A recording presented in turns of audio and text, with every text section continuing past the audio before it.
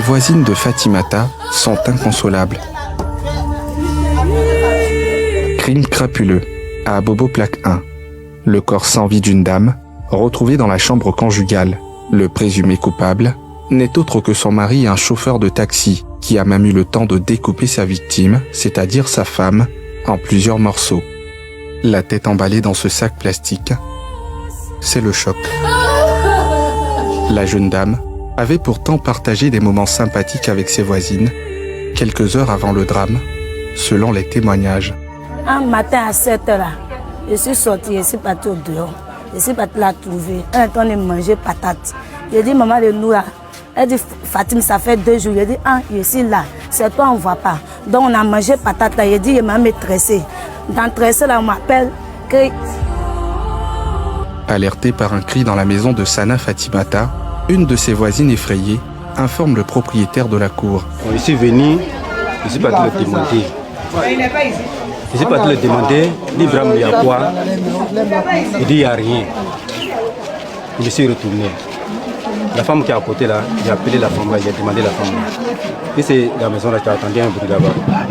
Il dit la femme là a crié un coup, puis elle n'a pas crié encore. Je me suis retourné encore pour aller le demander. Il dit Ibrahim il y a quoi? Il dit il n'y a rien. Il a demandé plusieurs fois, Ibrahim il y a quoi? Il dit il n'y a rien. Ah, il dit les gens, il dit c'est comme ça, c'est comme ça. Il dit sa femme, elle allait faire carte d'identité. C'est là la femme l'a dit que non, sa femme est dedans. Lui-même m'a dit, si je n'ai pas su, je n'ai qu'à rentrer voir qu'elle n'est pas là. Quand j'ai mis mon pied dans la maison là, maintenant le camp là, je sautais en courant. Les jeunes du quartier décrivent une scène insoutenable. Aux environs de 10h30, nous avons entendu au voleur. Nous avons commencé à poursuivre la personne. Et puis, nous avons essayé de l'intercepter. Une fois la personne appréhendée, nous l'avons conduit vers la maison. Arrivé à la maison, on attend que c'est là-bas, c'est là-bas. Donc, on a attrapé, appréhendé jusqu'à dans la chambre. Arrivé là-bas, nous trouvons le corps d'une femme sans vie. Les membres inférieurs et les membres supérieurs sont, je peux dire, décapités. La tête est inadmissible et je peux dire le tronc aussi. C'est le tronc seulement qui existe. Les proches réclament justice. On a mal. La justice a qu'à faire son travail. On a confiance à la justice de la Côte d'Ivoire.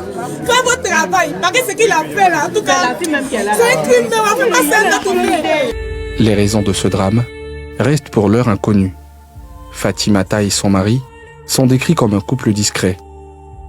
Sana Fatimata, fraîchement admise au concours d'INFAS, ne réalisera malheureusement pas son rêve de devenir aide-soignante. Elle laisse derrière elle une fillette de 2 ans. Hello my people, how you doing? It's your boy Dave Star. J'espère que vous allez bien. Moi je me porte à merveille par la grâce des jours. Voilà une nouvelle vidéo pour vous aujourd'hui. Une triste vidéo, voilà. Mais je fais cette vidéo pour sensibiliser. On va sensibiliser aujourd'hui. Voilà, on a l'habitude de faire cela. Et aujourd'hui c'est un peu plus tragique que les jours passés. On va partir aux commentaires. Et puis après le commentaire, voilà, on revient et puis je dis ce que je pense. Et puis bon, on finira cette vidéo.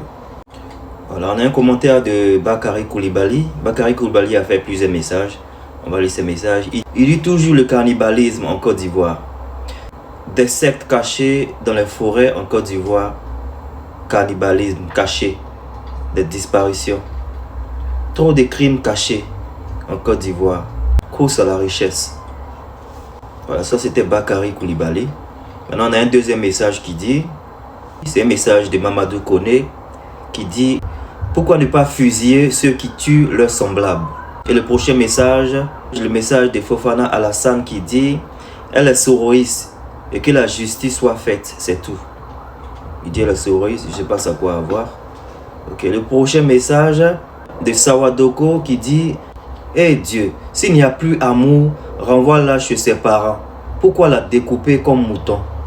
Que la justice fasse son boulot. Bon, c'est tout pour les messages. Maintenant, je vais te dire ce que je pense et puis bon, on finira cette vidéo.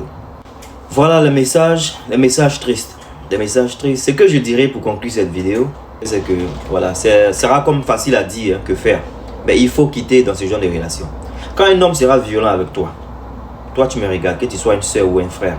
Quand un homme ou une femme Parce que oui, les violences conjugales, c'est dans les deux sens. Si un homme t'a porté main, le manque de respect qu'il a eu pour te porter main, il aura encore ce manque de respect là. Une personne ne doit jamais mettre sa main sur toi, que tu sois homme ou femme.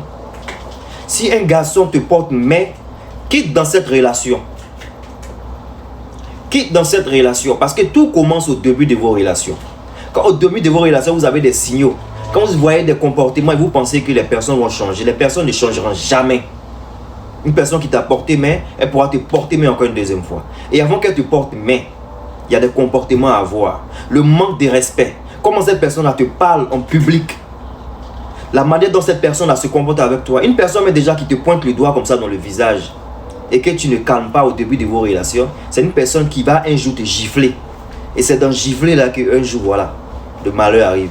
Ne permets jamais à quelqu'un de te parler mal. Que ce soit en public ou face to face.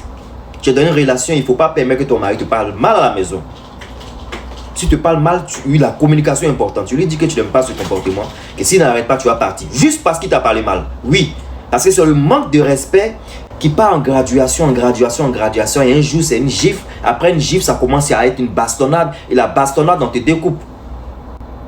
Quittez dans les relations où vous n'êtes pas respecté dès que ces relations commencent.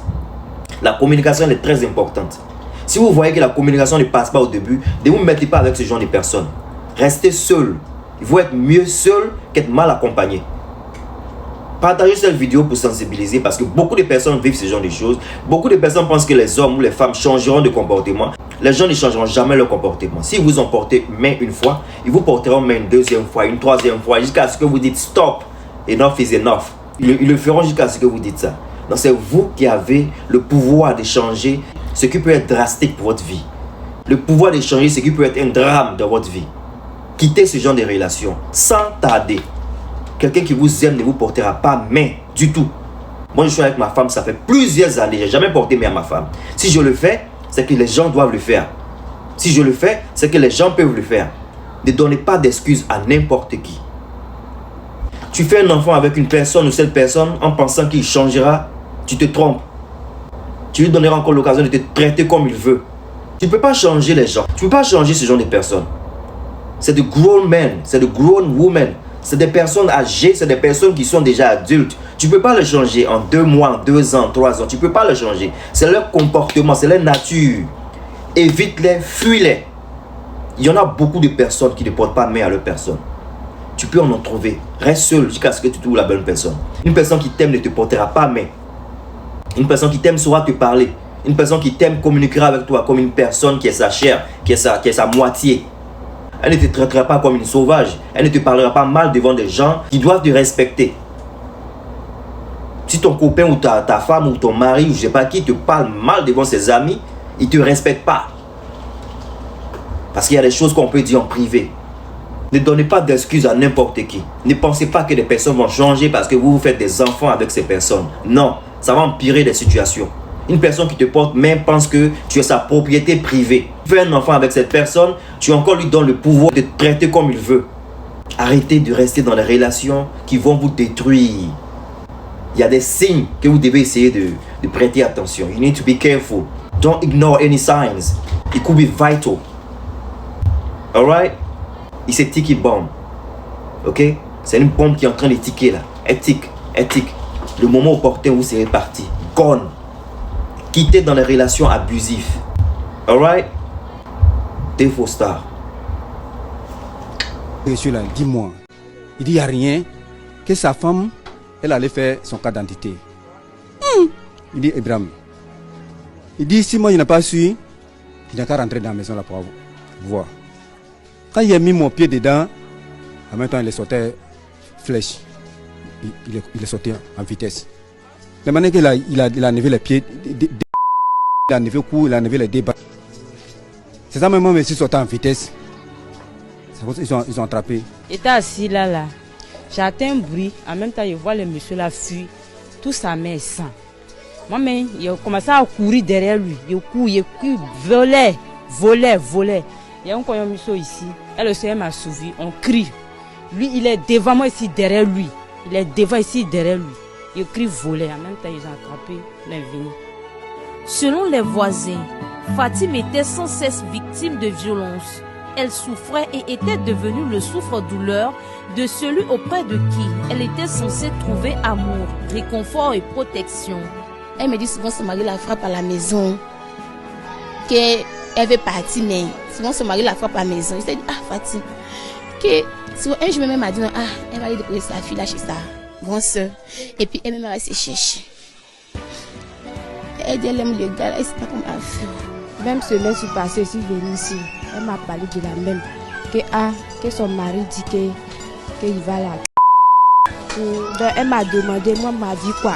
Elle va faire comme toi, me dit faut te méfier, faut donner tout à Dieu. Elle m'a pris comme ça, petit sein.